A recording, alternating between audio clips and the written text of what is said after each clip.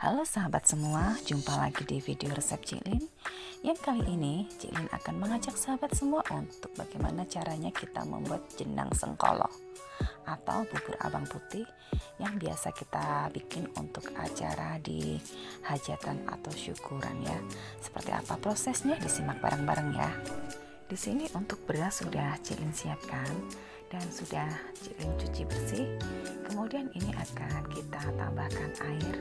Untuk penambahan air di sini kita lakukan secara bertahap. Setelah itu kita tambahkan untuk pandannya, kita beri 2 lembar dan kita tali simpul saja ya. Kemudian kita masak dan ini kita aduk-aduk sampai lembek seperti ini.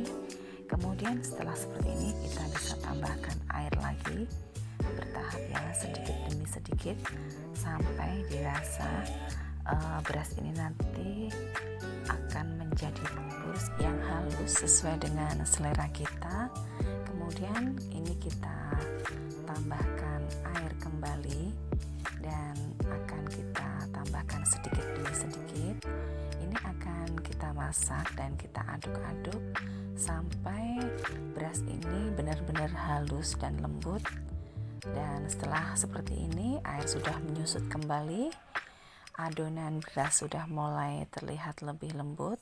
Kemudian ini kita tambahkan untuk santan encernya dan kita tetap memasaknya dengan cara mengaduk-aduk. Ini bertujuan supaya beras ini cepat lembut.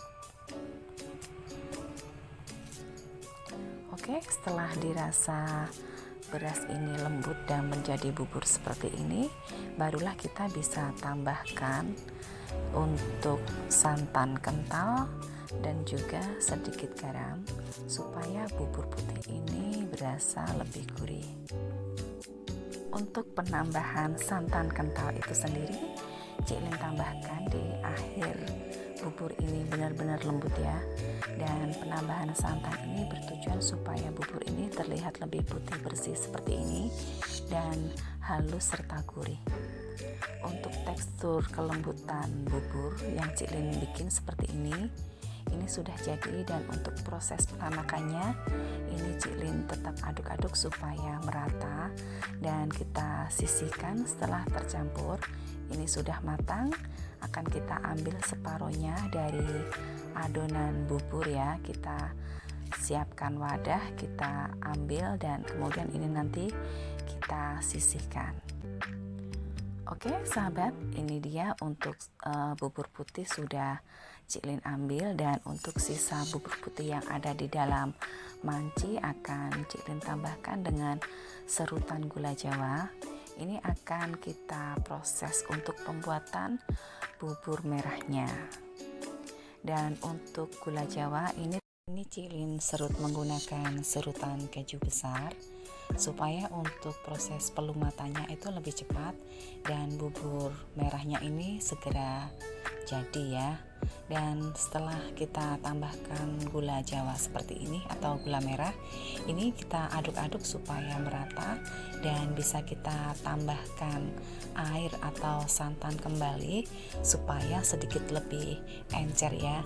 Karena untuk kita tambahkan gula Jawa ini, bubur akan semakin pekat atau semakin kental.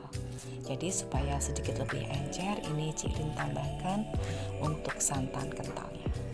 Oke sahabat, sambil kita menunggu untuk proses pengentalan bubur merah ini, detail resep sudah Cik Lin sertakan di description box ya. Jadi sahabat semua bisa mencatatnya. Dan seperti inilah untuk buburnya. Bubur merah sudah jadi dan semakin lembut ya. Ini akan Cik Lin matikan kompor dan bisa untuk kita sajikan. Dan mohon maaf untuk sahabat semua, untuk proses penyajiannya tidak bisa Cik Lin cantumkan karena videonya tidak Cik Lin sertakan ya, karena mungkin ada yang hilang. Seperti inilah untuk penampilan bubur sengkolan atau bubur merah putih yang bisa kita bikin untuk hajatan di rumah kita sendiri. Terima kasih dan sampai jumpa.